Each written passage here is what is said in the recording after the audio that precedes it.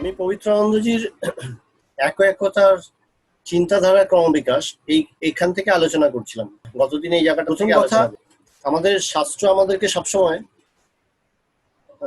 যেটা যেটা বলেন যে সাহসী হও। উপনিষদের কথা আছে, মানে কথাটার সাধারণ অর্থ হচ্ছে, যদি আমরা এইভাবে বুঝি কথাটাকে, যে আমরা যদি সত্যিকারের চাই, আন্তরিক হই, তবেই কিন্তু এই আত্মা আমাকে গ্রহণ করবে বা আমি সেই আত্মজ্ঞান লাভ করব। ঈশ্বর লাভ করতে হলে কি করতে হবে? ঈশ্বর লাভ করতে হলে আমাকে চাইতে হবে। দুর্বলতাটা কোথায়? দুর্বলতাটা আমার শারীরিক দুর্বলতা মানুষ কাটাতে পারে কিভাবে? একটু পরিশ্রম করে, একটু ব্যায়াম ট্যাম করলো, পরিশ্রম করলো, তাতে শারীরিক দুর্বলতা, খাওয়া দাওয়া সমস্ত কিছুর দ্বারা শারীরিক দুর্বলতা কাটে। কিন্তু চিন্তার যে দুর্বলতা, সেই চিন্তার দুর্বলতা কিন্তু সহজে কাটে না। চিন্তার দুর্বলতাটা কিভাবে হয়? আমরা বারবার বিষয় চিন্তা করতে করতে, একভাবে বিষয় চিন্তা করতে করতে আমাদের চিন্তাগুলো সব দুর্বল হতে থাকে, ক্রমাগত দুর্বল হতে থাকে, এবং এই দুর্বল চিন্তা দিয়ে কোনো কিছু হয় না। প্রথম জিনিস কি হয়, যে আমি সবসময়, আমি যেমন বলে না যে একটা দা দিয়ে তুমি কিছু কাটছো, বছরের পর বছর ধরে একটা দাকে যদি কাটতে যাও, দেখবে কিছুদিন পরে সেই দাটা আস্তে আস্তে ভোঁতা হয়ে যায়। তখন লোক আসে না যে দা ধার করবেন, দাটা নিয়ে সবাই ধার করে। তো তেমনি আমরাও যে মনের ব্যবহার করছি, যে চিন্তার ব্যবহার করছি, গতানুগতিক চিন্তা করতে করতে আমাদের চিন্তাগুলোরও একটা ক্ষমতা সীমিত হয়ে যায়। তখন চিন্তাগুলো যেন ভোঁতা হয়ে যায়। এই ভোঁতা চিন্তা দিয়ে খুব একটা কিছু হয় না। বলে এটা আমার দুর্বলতা। প্রথম জিনিস কি? গুরু বলছেন, শাস্ত্র বলছেন যে তোমার পক্ষে ঈশ্বর লাভ করা সম্ভব, তুমি ঈশ্বর লাভ করতে পারো, এবং ঈশ্বর লাভেই তোমার অধিকার। আমরা কি করি? আমরা আমরা এই কাজটাই ঠিক করি না। ঈশ্বর লাভ না করে আমরা সেই ঈশ্বর লাভে যে আমার অধিকার, এই ক্ষমতাটার আমি প্রয়োগ ঘটাতেই চাই না।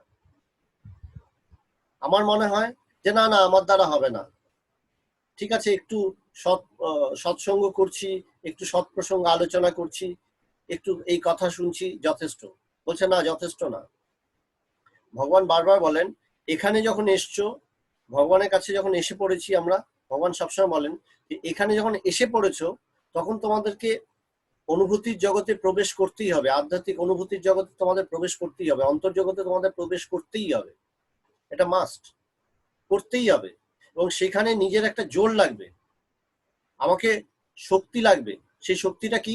শক্তিটা আর কিছু না, শুধু নিজের চিন্তাটাকে একটু ধার দেওয়া। ধার দেওয়া মানে আমি ঈশ্বর চিন্তাটা আরেকটু বাড়াবো, আমি ঈশ্বর চিন্তাটা একটু বাড়াবো, আমি ঈশ্বরকে আরেকটু ভালোবাসবো, ভগবানকে আরেকটু ভালোবাসবো, এবং আমি অনুভব করতে চাইবো, বিষয়টাকে আমি বোঝার চেষ্টা করব। বিষয়টাকে বোঝার জন্য আমি সচেষ্ট হলেই দেখব বিষয়টা আস্তে আস্তে আমাকে গ্রহণ করছে, আমি বিষয়টা বুঝতে পারছি। আমি যদি নিজেই বলি না না এটা ঠিক, আমি বুঝতে পারছি না, বুঝতে পারছি না, তুমি কখনোই বুঝবে না। একটা খুব মজার গল্প ভগবান শুনিয়েছিলেন, আইনস্টাইনের গল্প। আইনস্টাইন আর তার বন্ধু। আইনস্টাইন খুব ভালো সায়েন্টিস্ট, আইনস্টাইন তো সে খুব ভালো বেহালা বাজাতেন। তো একবার এক বন্ধু এসছে, সেও সায়েন্টিস্ট, সেও বড় সায়েন্টিস্ট। বন্ধু এসে বাড়িতে বলছে, কি করছো এই প্যাঁ প্যাঁ? বলে চলো আজকে তোমাকে আমি একটা কনসার্টে নিয়ে যাবো। আইনস্টাইনকে সে ডিনাই করতে পারেনি, বন্ধু, তার মধ্যে এত নামকরা একজন মানুষ, এত বিরাট একজন বিজ্ঞানী, সে বন্ধু না করতে পারেনি। সে বন্ধুকে আইনস্টাইন নিয়ে গেছেন একটা বেহালা কনসার্টে, যেখানটাতে কনসার্ট হচ্ছে। সেই কনসার্টে বসে বন্ধু অনেকক্ষণ, বন্ধু মিউজিকের কিছুই জানে না, বেহালা, সে কখনো শোনেও নি, সে মিউজিকের কিছুই জানে না, কিছুই সে বোঝে না। সে প্রথমে যখন আইনস্টাইনের সাথে বসেছে, অনেকটা নিম পাতা চিবানোর মতন তার অবস্থা, যে সে বসে আছে এবং ওখানে যখন বেহালা বাজছে, তার মনে হচ্ছে এটা কি হচ্ছে, কেনই বা এলাম, কিছুই তো বুঝতে পারছি না। দেখছে খালি তার পাশের সিটে আইনস্টাইন বসে মগ্ন হয়ে বেহালা শুনছেন। যখন আইনস্টাইন মগ্ন হয়ে বেহালা শুনছেন, এটা দেখতে দেখতে তার মনটাও আস্তে আস্তে বাধ্য হয়ে অনেকটা নিমপাতা জীবনের মতন করেই বেহালাটা তো শেষ শুনতে হচ্ছে, সেই মিউজিকটা শুনতে হচ্ছে। শুনতে শুনতে শুনতে শুনতে যখন বেশ 1-1.5 ঘন্টা হয়ে গেছে, শেষের দিকে যেন তার একটু ভালো লাগতে শুরু করলো। কিছুদিন পরে দেখা গেল সেই বন্ধু আবার আইনস্টাইনের বাড়িতে এসছে, হাতে 2টো টিকিট নিয়ে। বলে আজকেও একটা কনসার্ট আছে বেহালার, চলো বন্ধু তোমাকে নিয়ে যাই, এখন আমার নেশা লেগেছে। তো প্রথম প্রথম এটা হয় যে এই বেদান্ত যেন সবার হজম হয় না, ঠিক বোঝা যায় না। ঠিক আছে একটু শুনি, শুনতে শুনতে বলে একটু একটু যেন ইন্টারেস্ট লাগে, আবার লাগে না, ঠিক যেন মাথার উপর দিয়ে উড়ে যায়। এটা প্রথম প্রথম অনেকের হয়ে থাকে, বলে এটা সত্য, এটা হয়ে থাকে। বলে এরপরে বলে তুমি শুনতে থাকো, শুনতে থাকো, শুনতে শুনতে দেখবে আস্তে আস্তে তুমি নিজেই এই কথাগুলো বুঝতে পারছো। যেমন আমি স্বামী পবিত্রানন্দজি এই কথাটা, আর্টিকেলটা একটু একটু করে আলোচনা করব, সহজ করে করার চেষ্টা করছি, যাতে কিনা জিনিসগুলো ভাল লাগে। এবং বেদান্তের যে শাস্ত্রীয় টার্মগুলো আছে, সে টার্মগুলো কিন্তু একটু বুঝতে হলে একটু স্থিরভাবে বুঝতে হয়, একটু ধীরে ধীরে বোঝার চেষ্টা করতে হয়, তবে আমার কাছে জিনিসটা স্পষ্ট হয়ে ওঠে। এবং বুদ্ধিতে যখন একবার আমি ঠিক ঠিকভাবে ধারণা করে নেব, তখন দেখব এই সমস্ত জগৎ পাল্টে গেছে আমার কাছে। যেভাবে আমি এখন জগৎ দেখছি, যেভাবে আমি সবকিছু করছি, সমস্ত কিছুই অল্প কিছুক্ষণের মধ্যেই পাল্টে যাবে। তাই একটু বলছে, একটু তুমি ধৈর্য রাখো, একটু স্থিরভাবে বসো, বসে দেখতে থাকো, একটু শুনতে থাকো। সেই আইনস্টাইনের বন্ধুর মতন বলে বেদান্তটা একটু শুনতে থাকো, যেখানে ঠিক ঠিক বোঝা যাচ্ছে না, ঠিক মতন বোঝা যাচ্ছে না, সেখানে একটু প্রশ্ন করো, সেখানটাতে বলো যে এই জায়গাটাকে একটু বোঝানো, তখন আর একটু বোঝানোর চেষ্টা করবো, আর একটু সহজ করার চেষ্টা করব। এইভাবে করতে করতেই আমরা বেদান্তটা, ভগবান কি করেছেন, আমাদের প্রত্যেককে বেদান্ত কিন্তু শিখিয়ে দিয়েছেন। একটা বাচ্চা থেকে শুরু করে সবাই কিন্তু এখন বেদান্তটা মোটামুটি বোঝে। কিভাবে? এভাবে যেটা বললাম যে আমাদের শাস্ত্র প্রথমেই শুরু করেন একটা প্রবোধ বাক্য দিয়ে, সাহস দিয়ে, যে দেখো তোমার দ্বারা হবে।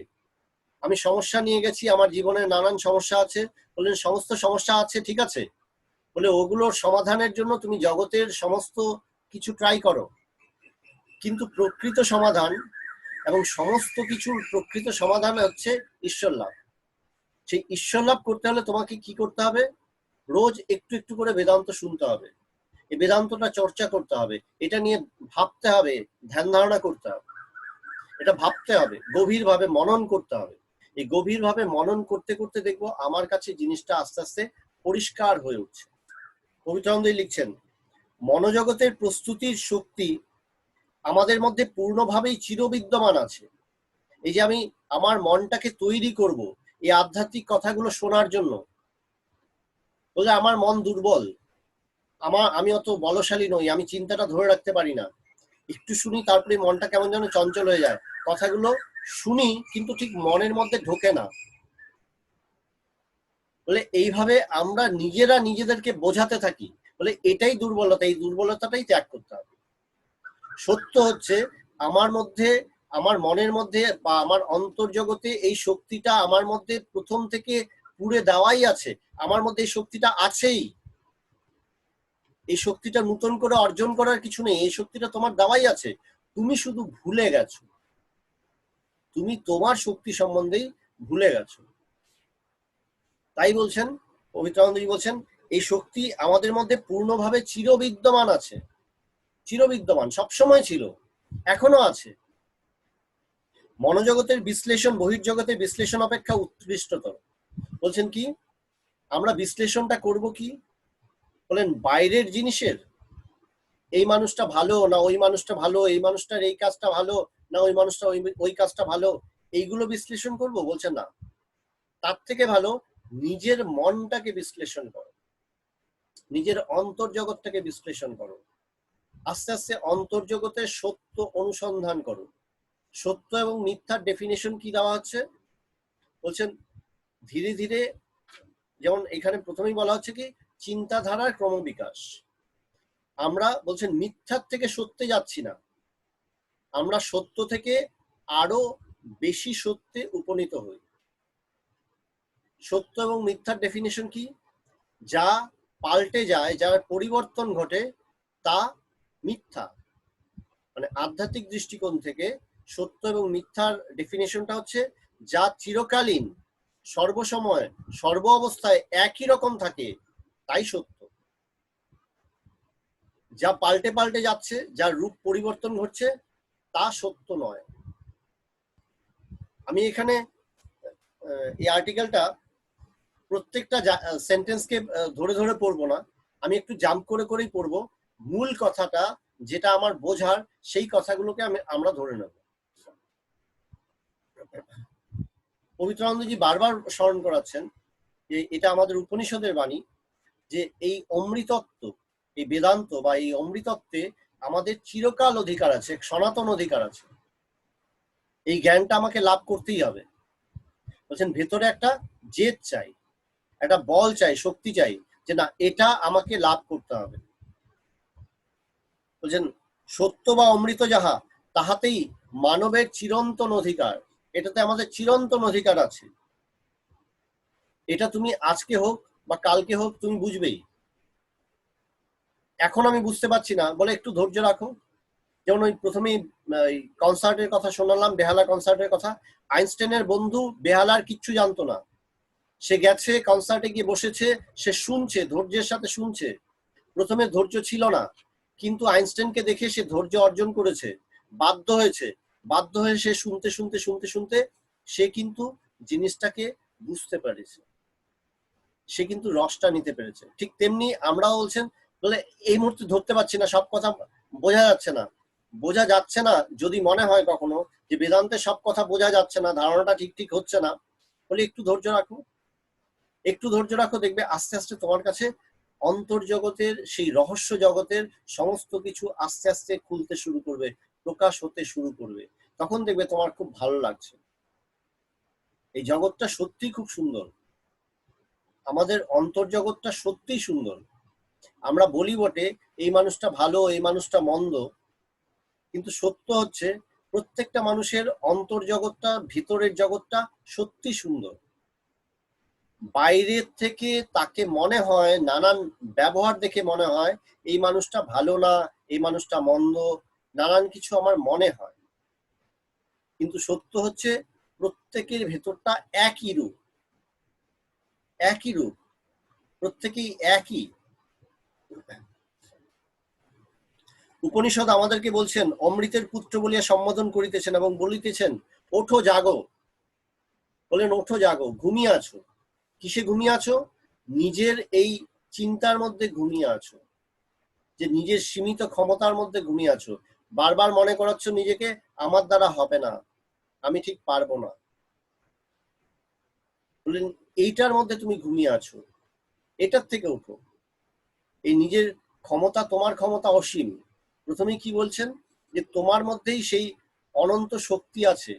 এই শক্তি আছে, যে শক্তির দ্বারা তুমি এইটাকে বুঝতে পারবে, ব্রহ্মজ্ঞান লাভ করতে পারবে, এই আত্মজ্ঞান লাভ করতে পারবে। এই শক্তিটা তোমার মধ্যে চিরবিদ্যমান আছে, তোমার মধ্যে আগে থেকেই পুড়ে দেওয়াই আছে।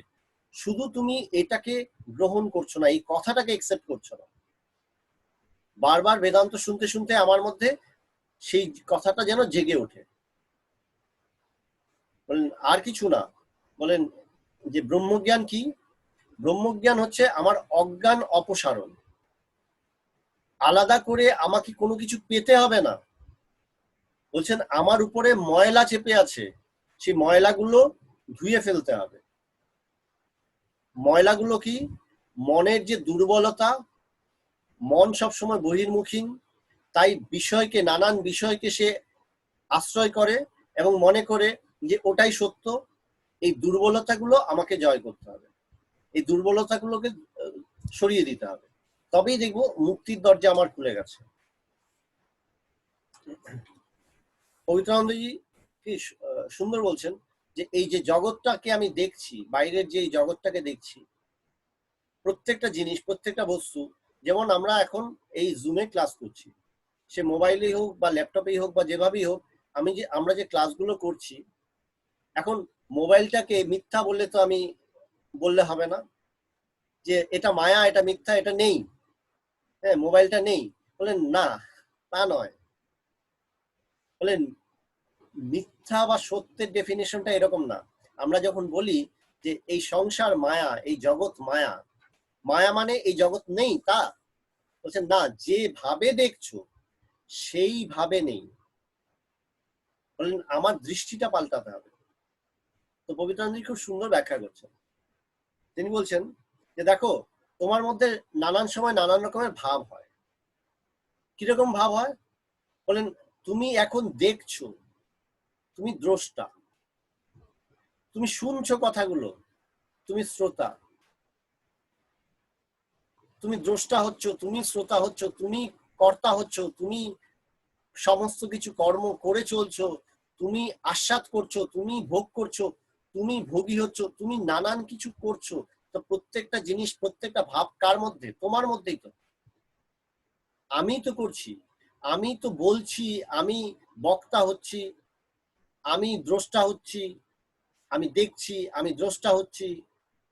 আমি যদি ইন্টারনেটের সমস্যার জন্য কখনো শোনা না যায়, তা আমাকে একটু হাত দেখিয়ে বা কিছু করো, তাহলে আমি আবার রিপিট করবো। পবিত্রানন্দজি বলছেন যে আমার মধ্যেই সেই দ্রষ্টা ভাব থাকে, আমার মধ্যে শ্রোতার ভাব থাকে, আমার মধ্যেই কর্তা ভাব থাকে। আমি দ্রষ্টা হই, আমি শ্রবণ করি, আমি কর্তা হই, আমি সবসময় সবকিছু করে চলেছি। আমি কখনো দ্রষ্টা হয়ে দেখছি, আমি কখনো শ্রোতা হয়ে শুনছি, আমি কখনো বক্তা হয়ে কথা বলছি, আমি কখনো কর্তা হয়ে কর্ম করছি। বলেন প্রত্যেকটা যে জিনিস হচ্ছে, সেই জিনিসগুলো এই যে দ্রষ্টা বা বক্তা বা শ্রোতা বা কর্তা, প্রত্যেকটা ভাব কার মধ্যে হচ্ছে? আমার মধ্যে হচ্ছে। প্রত্যেকটা ভাব কার? আমার। আমি কি করছি? আমার আমিটাকে সেই ভাবটার সাথে সম্বন্ধ যুক্ত করছি। আমার যে আমি ভাব, আমার আমি ভাবটাকে প্রত্যেকটা মুহূর্তে কি করছি? কোনো একটা বিশেষ রূপ দিচ্ছি। আমি কথাগুলো শুনছি, আমি শ্রোতা হয়ে গেলাম। আমি কথাগুলো বলছি, আমি বক্তা হয়ে গেলাম। আমার আমিটাকে আমি তখন বক্তা বানিয়ে দিলাম, আমার আমিটাকে আমি শ্রোতা বানিয়ে দিলাম, আমার আমিটাকে আমি দ্রষ্টা বানিয়ে দিলাম, আমার আমিটাকে আমি কর্তা বানিয়ে কর্ম করতে লেগে গেলাম। প্রত্যেকটা মুহূর্তে কি করছি? আমি আমার যে ভাবটা উঠছে, সেই ভাবটার সাথে আমি নিজেকে সম্বন্ধ যুক্ত করছি, এবং সম্বন্ধ যুক্ত করার ফলে আমার ব্যবহার হচ্ছে সেই রকমই ভাবে আমার ব্যবহার সম্পন্ন হচ্ছে। যেভাবে আমি নিজেকে যুক্ত করছি, যে চিন্তার সাথে, যে ভাবের সাথে যুক্ত করছি, সেই অনুসারেই কিন্তু আমার ব্যবহার সম্পন্ন হচ্ছে, আমার দ্বারা সেই ব্যবহারটা হচ্ছে। তো পবিত্রানন্দজি বলছেন যে দেখো, তুমি যখন ঘুমিয়ে পড়ো, গভীর ঘুমে ঘুমিয়ে পড়লে, সুষুপ্তিতে চলে গেলে, যখন তুমি স্বপ্নও দেখছো না, তখন তোমার কর্তা কোথায় থাকে? তখন তোমার মধ্যে এই কর্তা ভাবটা কোথায়? বক্তা ভাবটা কোথায়? দ্রষ্টা ভাবটা কোথায়? শ্রোতা ভাবটা কোথায়? তখন তোমার আমি তো কোনো কিছুই করে না, সে শোনেও না, সে বলেও না, সে করেও না, সে দেখেও না, সে তো স্বপ্নও দেখছে না, সে দেখেও না, সে অনুভব করতেও না, সে কোনো কিছু অনুভবও করে না। তাই বলছেন আমার মধ্যে যে যে ভাবটা, এই দ্রষ্টা, শ্রোতা, বক্তা, কর্তা, এই যে নানান কিছু ভাব প্রত্যেক মুহূর্তে আসছে, এই ভাবটাকে যে আমি সত্য বলে, আমি যখনই এই ভাবটাকে সত্য বলছি, তখনই যেমন আমি কর্তা হলাম, যেই মুহূর্তে আমি কর্তা হব, তখন কর্তার কাজ কি? কর্ম করা। আমি কর্ম করব, কর্তার ব্যবহার হবেই। যে আমি কর্তা হব, কর্তার ব্যবহার হবে, কর্তা কর্ম করবে। যেই আমি দ্রষ্টা হব, আমার মধ্যে দ্রষ্টা ভাব হবে, আমার দ্বারা দেখা, দর্শন ক্রিয়া অটোমেটিক সম্পন্ন হবে, আমি দেখবই। যেই মুহূর্তে আমার মধ্যে শ্রোতা ভাব হবে, আমি কথাগুলো শুনবই। তাই বলছেন যে দেখো, এই যে দ্রষ্টা ভাব বলো বা কর্তা ভাব বলো বা শ্রোতা ভাব বলো, এইটা কিন্তু কিছু বিশেষ সময় থাকছে, সব সময় কিন্তু থাকছে না। যখন গভীর ঘুমে ঘুমিয়ে পড়লাম তখন কিন্তু এই ভাবগুলো অদৃশ্য, তখনও কিন্তু তোমার আমি ভাবটা থাকছে। তুমি কিন্তু ঘুম থেকে উঠে বলছো কি, আমি খুব ভালো ঘুমিয়েছি, আমি স্বপ্নও দেখিনি, কিছুই করিনি, কিন্তু খুব শান্তিতে ছিলাম। যখন তুমি কোনো কিছু করছিলে না তখনও তুমিই বিদ্যমান ছিলে, যখন তোমার মধ্যে কোনো রকম কোনো ভাব ছিল না তখনও তুমিই ছিলে। এখন কি হচ্ছে, তোমার মধ্যে ভাব থাকার ফলে তুমি নানান কিছু করছো, এটা করছো সেটা করছো, তোমার ব্যবহার সম্পন্ন হচ্ছে। সুষুপ্তিতে আমাদের কোনো ব্যবহার নেই, আমার মধ্যে কোনো ভাব নেই, তাই আমার কোনো ব্যবহারও নেই। তাই বলছেন এই যে জগৎটাকে আমরা দেখছি, এই জগৎটা শুধুই ব্যবহারিক জগৎ। এই সংসারটা কি ব্যবহারিক সংসার। আমার যেমন যেমন ভাব উৎপন্ন হচ্ছে সেই ভাবেই আমার সংসার তৈরি হচ্ছে। তাই বলছেন আমার ভাবটাই এই সংসারটাকে রচনা করছে। বলছেন তুমি এই সংসার কে রচনা করেছে? আমার ভাব। যেই মুহূর্তে আমি দ্রষ্টা হলাম আমি সমস্ত কিছু দেখে চলছি, যেই মুহূর্তে আমি কর্তা হলাম আমি সমস্ত কিছু করে চলেছি। বলছেন এই সংসারটা কোথায়? সংসারটা হচ্ছে আমার ভাবে, আমার ভাবের মধ্যেই সংসার। সংসারের তাই বলছেন সংসারের অস্তিত্বটা, আমার ভাবের অস্তিত্বটা কি? দেখা যায় ভাবটাও পরিবর্তনশীল। জগতে প্রত্যেকটা জিনিসই যেমন পরিবর্তনশীল, মানে পরিবর্তনশীল বলতে আমার ভাবগুলো পাল্টে পাল্টে যায়। যাকে আজকে আমি বন্ধু বলে নির্ণয় করলাম কালকে আমার এই বন্ধু থাকে না, আমার ভাব পাল্টে গেল আবার এই আমার বন্ধু নয়। ভাবগুলো পাল্টে যায়। আবার দেখা যাচ্ছে এই ভাবটা সুষুপ্তিতে থাকছেই না, আমি সর্বভাব মুক্ত অবস্থায় চলে যাচ্ছি। সর্বভাব মুক্ত অবস্থায় যখনই চলে যাচ্ছি তখনই দেখা যাচ্ছে আমি পরম শান্তিতে কিন্তু ঘুমাতে পারছি। তাই পবিত্রানন্দজি বলছেন যে এই ভাবগুলোকে যখন আমি এই এই যে দ্রষ্টা কর্তা শ্রোতা, এই ভাবগুলোকে যখন আমি নিজে বলে কল্পনা করি তখনই আমার ব্যবহারিক ক্রিয়া হয়, তখনই আমি জগৎ ব্যবহার করি। যখন আমার মধ্যে এই ভাবগুলোর অভাব হয় তখন কিন্তু এই জগৎ থাকে না। তাই বলছেন এই জগৎ কি বা এই সংসার কি? সংসার ক্ষণিকের জন্য উৎপন্ন হলো।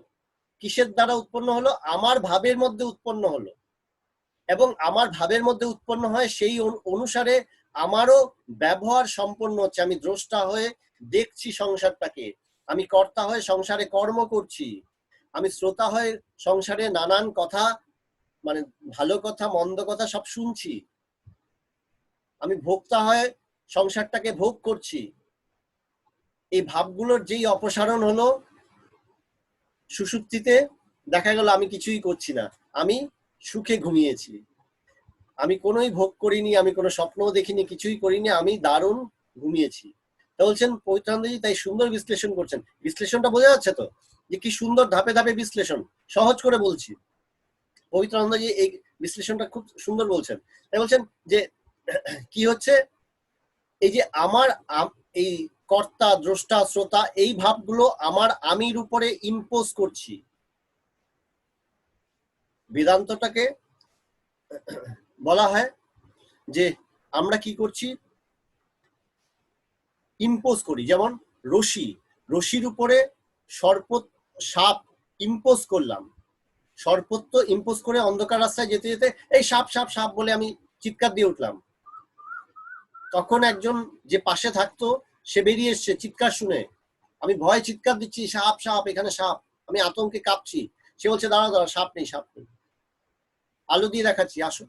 সে প্রথমে আশ্বাস দিল সাপ নেই, আলো নিয়ে গিয়ে দেখালো দেখো এটা কি, সাপ কোথায়। তখন আমি নিজেই আবিষ্কার করলাম তাই তো, এটা তো রশি, রশিটা সাপ কখনোই হয়নি, কিন্তু আমি সাপ দেখে ফেলেছি। আমি হয়তো আবার আর্গুমেন্টও দিচ্ছি না সাপটা তো নড়ছিল, রশি তো নড়ে না। এবার যখন আলো দিয়ে দেখলাম যে ওটা রশি, তখন আমি নিজেই কিন্তু নিজের মূর্খামিতে হাসবো যে তাই তো, এটা শোনা যাচ্ছে না? আচ্ছা আবার বলছি, এবার শোনা যাচ্ছে তো? হ্যাঁ, আবার বলছি যে এই সাপটা দেখে আমি ভয় পেয়ে আমি আতঙ্কিত হয়ে লাফালাফি করছি, সাপ সাপ সাপ, আতঙ্কিত। আমি হয়তো এটাও বলে বসলাম সাপটা তো নড়ছিল।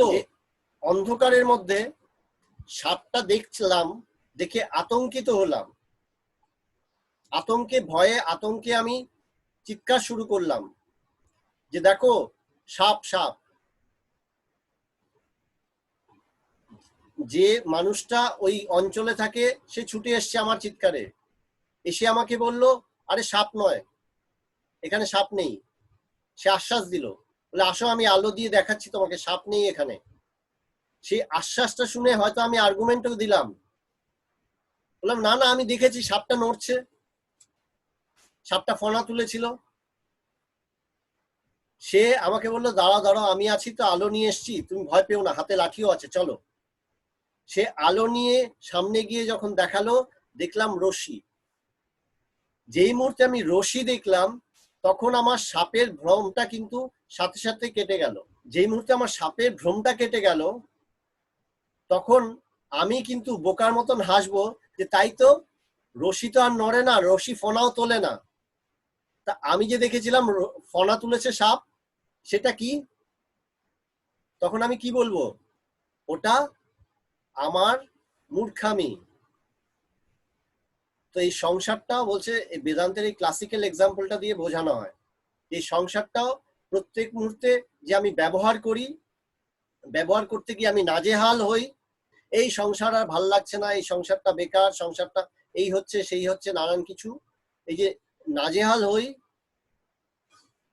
এর মূল বিষয়টাকে আমি, আমার মূর্খতা, আমার মূর্খামির জন্যই আমি কিন্তু নাজেহাল হচ্ছি, আমি কিন্তু এই কাণ্ডটা বাঁধাচ্ছি, আমি কর্তা হচ্ছি, আমি দ্রষ্টা হচ্ছি, আমি শ্রোতা হচ্ছি। আমি কি করছি? এই যে দ্রষ্টা, শ্রোতা, কর্তা, ভোক্তা, এই ভাবগুলোকে আমার আমির উপরে ইম্পোজ করছি। রশির উপরে যেমন সর্বত্র ইম্পোজ হলো, ঠিক তেমনি আমার আমির উপরে বা আত্মার উপরে আমার এই কাজগুলো, এই দ্রষ্টা, শ্রোতা, ভোক্তা, কর্তা, এগুলো ইম্পোজ হচ্ছে। যেই ইম্পোজ হচ্ছে তখনই আমার ব্যবহার সম্পন্ন হচ্ছে। যেই ব্যবহার হচ্ছে তারপর আমি বলছি আমি নাজেহাল হচ্ছি। বলে রশিটা কোনোদিন সাপ হয়নি, কখনোই সাপ হয়নি। তো বলছেন কি যে দেখো তোমার মধ্যে যে ভাবগুলো কখনো আসছে, কখনো উদয় হচ্ছে, কখনো অস্ত যাচ্ছে। যখন তুমি জেগে আছো তখন তোমার মধ্যে কর্তা, ভোক্তা, দ্রষ্টা, শ্রোতা, নানান কিছু ভাব উৎপন্ন হচ্ছে এবং তোমার দ্বারাই জগৎ ব্যবহার হচ্ছে। আবার যখন ঘুমিয়ে পড়ছো সেই ভাবগুলো সরে যাচ্ছে, সেই ভাবগুলো থাকছে না। তো যেটা আসছে আবার যেটা যাচ্ছে, মানে যাতায়াত করছে, যেটা আসা যাওয়া করছে, বলে সেটা সত্য না। কখন যেন উদয় হচ্ছে, কখনো আবার তার অস্ত হচ্ছে, বলেন সেটা সত্য না। যার উপরে এই উদয় অস্ত দেখা যাচ্ছে, যে আমিটা, যে আমি বা আত্মা, সেই আমি বা আত্মার উপরে এই উদয় অস্ত দেখা যাচ্ছে, সেই আমি বা আত্মাই হচ্ছেন সেই সত্য, তাই হচ্ছেন ব্রহ্ম। বলছেন এই ছোট্ট কথাটা আমাদের বুদ্ধিতে ধারণ করা না করতে পারার তো কিছু নেই। এই ছোট্ট কথাটা কিন্তু আমাদের বুদ্ধিতে সহজভাবেই একটু বিচার করলেই ধারণ হয়ে যায়, আমরা বুঝতে পারি। বুঝতে পারলাম তো? তো এই যে বুঝতে পারলাম, এই কথাটাকে বলছেন যে তুমি এই কথাটাকে বারবার এবার মনন করতে থাকো এবং বারবার নিজেকে প্রোৎসাহিত করো যে আমার দ্বারা ব্রহ্মজ্ঞান লাভ সম্ভব। এই কথাটা না বোঝার কিছুই নেই। যখন আমার বুদ্ধি স্থির হবে, আমার বুদ্ধি আর কখনো নিজেকে কর্তা, ভোক্তা, এইভাবে নানান বিভ্রম তৈরি করবে না আমার মধ্যে, নানান বিকার তৈরি করবে না আমার মধ্যে। আমি কখনো ভোক্তা হয়ে গেলাম, কখনো কর্তা হয়ে গেলাম, এই যে নানান রকম বিকার তৈরি হচ্ছে, এই বিকারগুলো যখন আমার মধ্যে তৈরি হবে না, তখনই দেখবো এই সংসার কোথায়। তখন কি হবে? তো এখন একটা দ্বন্দ্ব আসতে পারে যে যদি এরকম হয় তাহলে আমার সংসারের কাজকর্মের কি হবে? এই একটা দ্বন্দ্ব আসতে পারে। পবিত্রানন্দজি সেই দ্বন্দ্বটার কথা উল্লেখ করেছেন, বলছেন দেখো অনেকে এই কথাটা যখন শোনে তখন তাদের মধ্যেই দ্বন্দ্ব আসে যে তবে আমার কি হবে, আমি নতুন দোকান খুলেছি, আমার দোকানের কি হবে? হ্যাঁ, আমি যদি কর্তাই না হই তাহলে আমার দোকানের কি হবে? বলছে না, হবে। যখন তুমি কর্তা হও, বেশিরভাগ সময় কি হয়, আমরা আমাদের ভয় দ্বারা পরিচালিত করি। তুমি যখন ভয়ে ভয়ে থাকো তুমি কিন্তু এনজয় করতে পারো না।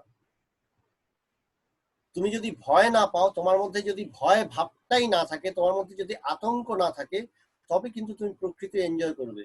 তাই বলছেন যে যথাযথ বেদান্ত শিক্ষা লাভ করেছে, যে এই আত্মাকে অনুভব করেছে, সেই ঠিক ঠিক কর্মী হয়ে ওঠে, বড় কর্মী ওঠে। স্বামী বিবেকানন্দ বলছেন একজন ছাত্র আরো ভালো ছাত্র হবে, একজন ব্যবসাদার আরো ভালো ব্যবসাদার হবে, একজন উকিল আরো ভালো উকিল হবে, একজন শিক্ষক আরো ভালো শিক্ষক হবে। তো প্রত্যেকটা কি হয়, এক্সিলেন্সে পরিণত হয়। কেন হয়? কেন আমার মধ্যে ভয় বা আতঙ্কটা চলে যায়। একটা মজার জিনিস, ওই আমি তো বেশ কয়েকবার হিমালয়ে গেছি। হিমালয়ের রাস্তা, এটা তো সবাই জানো, হিমালয়ের রাস্তা মোটেও কিন্তু ভালো না, বিপজ্জনক রাস্তা। যে মাঝে মধ্যে গাড়িটা যখন চলে ঝর্ণার ভিতরে ঢুকে যাচ্ছে, কখনো যেন একটা চাকা বাইরে খাদের মধ্যে চলে যাচ্ছে, কখনো কখনো এমন হয় যে 3টে চাকার উপরে ব্যালেন্স করে গাড়িটা টার্ন নিল, একটা চাকা খাদের উপর দিয়েই ঘুরলো, সে কিন্তু মোটেও মাটির মধ্যে নেই, উপর থেকে পাথর পড়ছে, এই হচ্ছে সেই হচ্ছে। অনেক যাত্রী কি হয়, সেই ভয়ের চোটে আতঙ্কে সে সেই সৌন্দর্যটা উপভোগ করতে পারে না, সেই সৌন্দর্যটাকে কিন্তু তারা উপভোগ করতে পারে না। সে আতঙ্কে আতঙ্কে থাকে, এই কি হবে, এই কি হবে, এই কি হবে, এই বৃষ্টি নামলো, এই রোদ উঠলো, এই মেঘের মধ্যে ঢুকে গেল, কি যে হচ্ছে, সব আতঙ্ক। তুমি যদি আতঙ্কে থাকো তুমি কিছুই এনজয় করবে না। তুমি যদি ঘুমিয়ে পড়ো তুমি কিছুই এনজয় করবে না। অনেকে কি করে, ভয়ের চোটে ঘুমিয়ে পড়ে। বলে তোমাকে প্রকৃত কি, এই জগৎটাকে তোমাকে যদি ভোগ করতে হয়, তবে তোমাকে সত্যিকারের এই ব্রহ্মজ্ঞান লাভ করতে হবে। অর্থাৎ এই বিচারটা দেখো, তুমি নিজের উপরে এই কর্তা ভোক্তা এই নানান ভাবগুলোকে আর ইম্পোজ করো না, নিজেকে শান্ত করো, স্থির হও এবং আস্তে আস্তে আগাতে থাকো। দেখবে তুমি সবকিছু করছো এবং তুমি সবকিছু হয়েছো, তখন আর এই জগৎ সংসার আলাদা বলে কিছু মনে হয় না। জগৎ সংসারটা যেমন আমার মধ্যে আমি ভাব তৈরি করছি, সেই অনুসারেই আমার ব্যবহার সম্পন্ন হচ্ছে। এই রহস্যটা আমার কাছে স্পষ্ট হয়। আমার স্বপ্নের মধ্যে যেমন আমি কোনো কিছুকে ঠিক ভোগ করতে পারি না, স্বপ্নের মধ্যে হয়তো দেখা গেল আমি দার্জিলিং এ গেছি, দার্জিলিংটা এনজয় করছি, তার পরের মুহূর্তেই দেখছি আমি দার্জিলিং এর মধ্যে সমুদ্র আছে, এটার কোনো মানে নেই। বা হয়তো দেখা গেল আমি আরেকজনের সাথে ঝগড়া করতে লেগে গেছি, স্বপ্নের মধ্যে এইসব নানান কিছু হয়, স্বপ্নটাকে কন্ট্রোল করতে পারি না। ঠিক তেমনি আমার ব্যবহারিক জগৎটাকেও বাস্তবিক আমরা কন্ট্রোল করতে পারি না। কেন? আমার মনের মধ্যে ওই স্বপ্নের মতন ক্রমাগত নানান রকম ভাব তৈরি হচ্ছে, নানান রকম ব্যবহার সম্পন্ন হচ্ছে, তাই কিছুই হয় না আমার দ্বারা। স্থির হও, শান্ত হও, দেখবে একরকম তুমি তুমি প্রকৃতই জগৎটাকে উপভোগ করবে। তাই বলছেন যে এই এই চিন্তাধারার ক্রমবিকাশটা দরকার, যে তুমি কর্তা ভোক্তা নানান কিছু হয়েছিলে, আস্তে আস্তে তুমি নিজের উপরে সেই সুপার ইম্পোজ, এই যে ইম্পোজ করাটা বন্ধ করলে, তুমি স্থির সেই আত্মা হলে, এবং তখন প্রকৃতই জগৎকে উপভোগ করবে। এই হচ্ছে পবিত্রানন্দজির ছোট্ট আর্টিকেলটা, সুন্দর আর্টিকেলটা। এবার এই লাইনটা কেটে যাবে, আশা করি কালকের থেকে এই ডিস্টারবেন্সটা আর হবে না, ওরা বলছে কালকে সকালে লাইনটা চেঞ্জ করে দেবে।